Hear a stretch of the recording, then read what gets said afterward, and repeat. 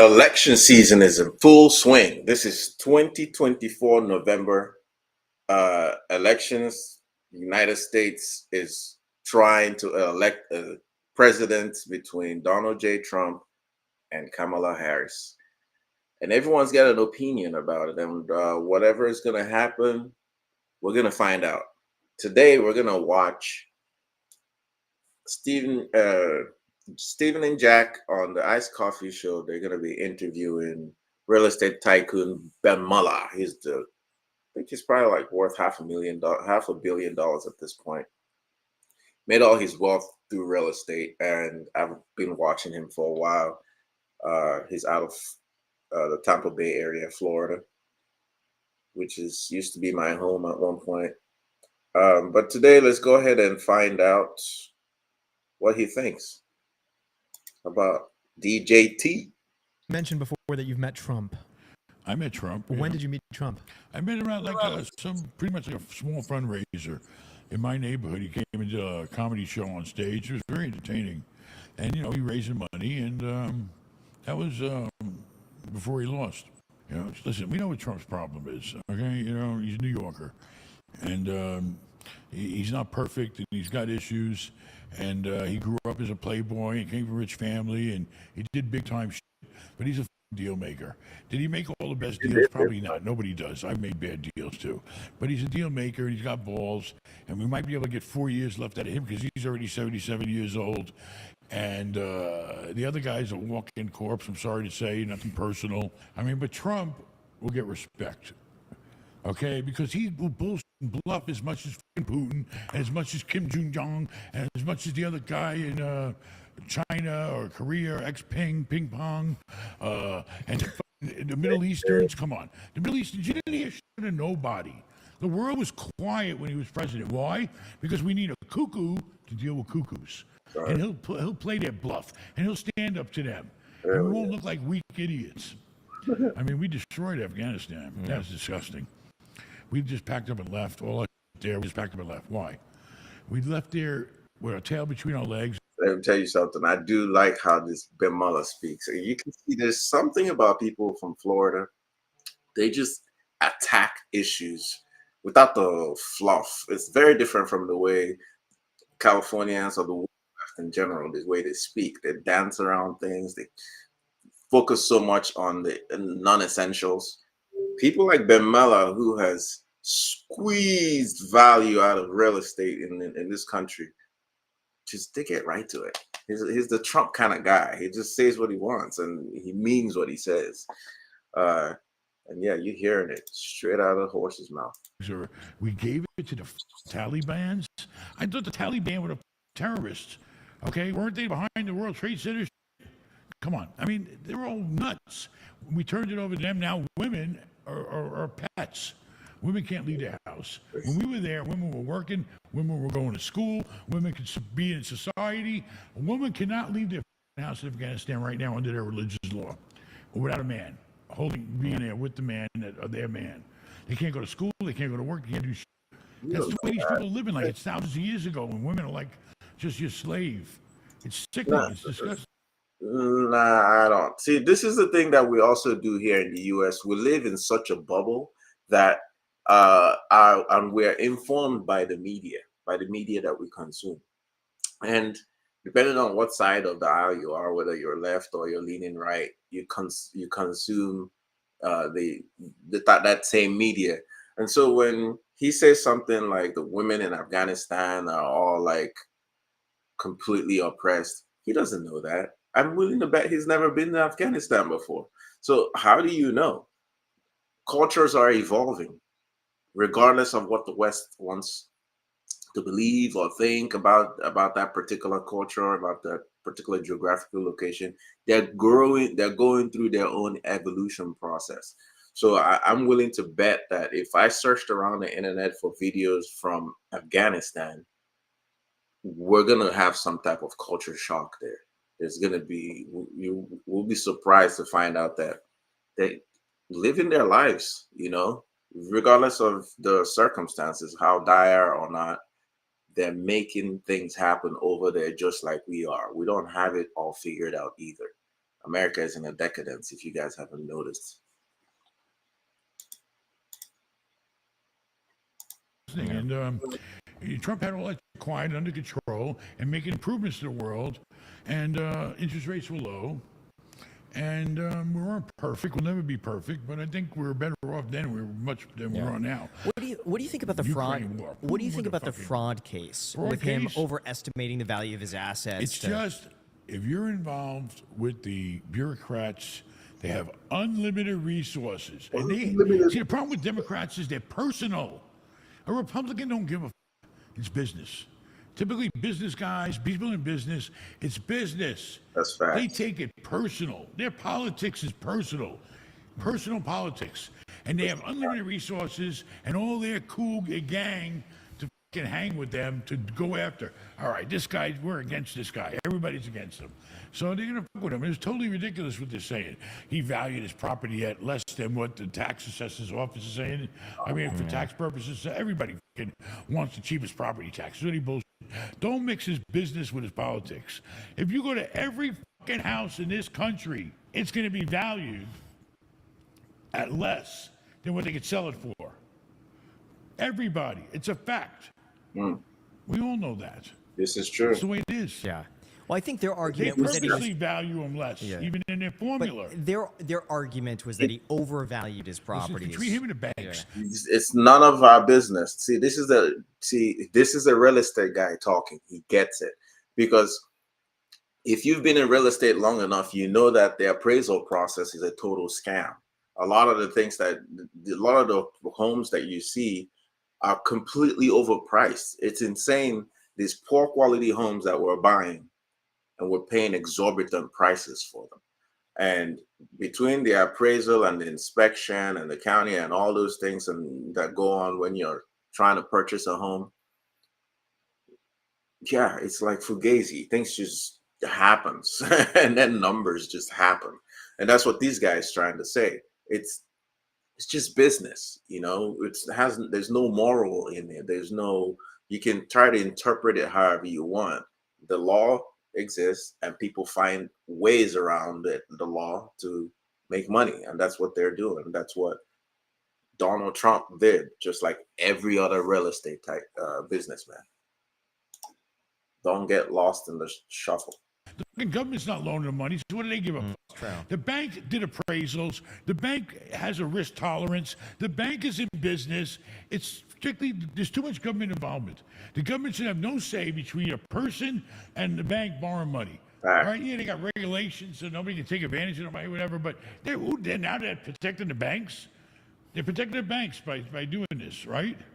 Well, their argument, again, I'm not saying I agree with this, but their argument is that it gave him an unfair advantage over other people by him showing more assets than he actually had, getting more money, and that... There is no other people.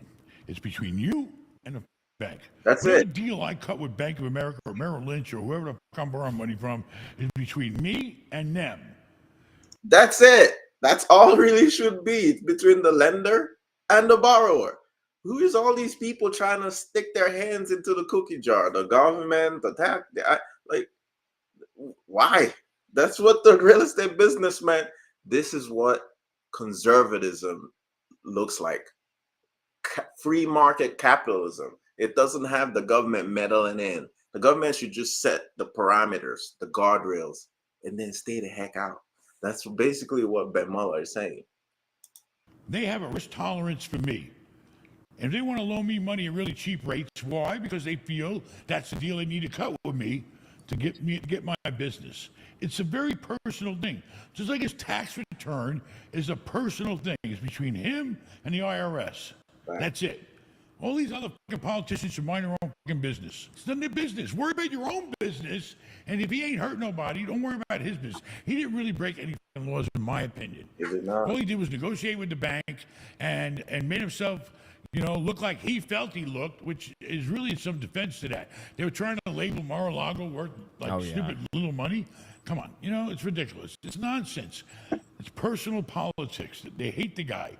And really, if he would have tried to tone it down a little and try to get along more with... It's not even hate. It's lawfare. This is politics. It's dirty. people from the third world countries, like where I grew up in Nigeria, we're used to it. You know, in the US, we haven't seen stuff like this before in a long time, or at least it was covered in propaganda, media propaganda over the years. We're just now coming to terms with it in real time. Um, but it's always to exist. Politics gets dirty, and and you just have to find a way through the noise, cut through the noise, and work with what's real. People, okay, he could have prevented a lot of it. He really could have. Sometimes you can learn to get along with people and still not be on the same side of them. Do you know if it was ever confirmed true that he buried, I think it was like an ex-wife at a property to be able to call it a cemetery for the tax? Is that not true? I never heard of it. I grew up in New York. I don't know any stories about cemeteries and burying people. I don't know how he built all that in New York. How the fuck can a guy? You can't get away with building all that in New York unless you can deal with the mafia. For real. If he can deal with the mafia back then, especially with concrete and garbage and getting built, he knew how to make deals. Yeah, He's he know a how to deal make maker, deals. and we need him. Yeah, Is he perfect? he No. gets it. Is he a womanizer? Maybe. I don't know. Who Is he cares? a big shot, big ego guy? Yes. But that's what we need. Because the Women are attracted to those kind of people anyway. This is the masculinity that we're losing in society. Men who are men, who can make deals, who can cut through the chase, who can amass a huge amount of value, who command a lot of influence and can lead. That's what society, that's what the United States is lacking, is in dire need for. We've had years of weak people leading, people who are just like, I don't know what they're doing, grifters who just claim power and run the country down. So we need of strong men. rest of the world are nuts. You always feel like one thing. He cares about the country. He's proud to be American, and Yes. that's what we need. Somebody that's, our Willing to die. gunslinger to deal with Putin and Korea and China and the Middle East and all these wackos. What policies do you think would help the United States in terms of taxes, the national debt? Apply logic, whatever's logical. Okay, let's look at a logical situation. Okay, can a person afford to pay taxes on certain income levels? say Make sure so, it's yeah. affordable, and the rich people should contribute their percentage that they should pay, just like everybody should pay the same to me. You think a A flat tax really is I've very always good. thought of a flat Because tax, this way just it's a fair. flat. You get over your ass and make more money, that's fine. Like, this is common sense. Again, simple approach. Why do we have this convoluted tax system? Should be a flat tax and in proportion to how much you made. Fine. You pay the same tax. If you make $1 million, you pay $250,000. If it's 25% flat tax. If the next guy makes $100,000 a year, you got to pay $25,000. Of course, you got your deductions and all that shit. So that guy really ain't to pay $25,000. I mean, I like a flat tax. You work, you pay a tax. That's it. We're all equal. But I don't know. It's good and bad to everything. I'm not an expert in that stuff. But I just think we need to apply logic, and we need to keep, not just think. We need to have relations with all these cuckoos in the world because they can destroy the world. And then, plus, it bothers me to watch destruction on TV. War makes no sense. It's inhuman. It's illogical. Destroying buildings, destroying families, hurting people, unnecessary dying. For what? For what? It's a fucking money problem. Throw money at it. Throw money at the problem. Right. Why do we have to? We're still so violent. I mean, it's crazy. And if we don't have somebody that can keep these motherfuckers in check from fighting and wars and all that shit, then we're in trouble. And Biden can't do it. That's clear. The point with Trump is this. I'm not a big trumpeter. Trumpeter. That's a good It's one. just that I've seen what he's done. I've experienced it. I base my logic on logic. He was president for 4 years. The world was quiet. I was making money. And I think we were moving in the right direction. We're in a lot better shape. I base it on history and facts. Right. So Facts. why wouldn't it be different? Why wouldn't he just do the same job again? Ladies and gentlemen, you heard it from the horse's mouth. I'm telling you, like, practical people who understand.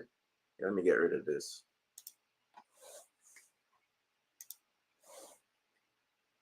People who understand the foundation of this country, capitalism, and I'm not talking about this rigged system that we've had over the years. I'm talking about free market, free ideas, logic, fundamentals. People who understand that, like Ben Mallah, they understand Trump, and Trump has demonstrated a track record of success. I mean, he led the country for 4 years. So when they talk about this boogeyman, I just keep wondering, what boogeyman are we talking about here? We've seen the guy do what he does. So, we have to get cut through the chase. I'm at that point where we need something else. Okay, we've watched Harris and Biden lead the country. They've squandered our wealth. We've got so many wars. We're on the verge of annihilation, world annihilation. At inflation at all-time high. People can't purchase homes. Poverty, just stress. We've lost our religion. It's like, why would anyone want this more of this? Why? If these are the only two people that we have as options to lead this country, between Trump and Harris, it seems like the choice is clear. And but we're gonna allow the election process take its course, um, and we'll see what happens. Until then, stay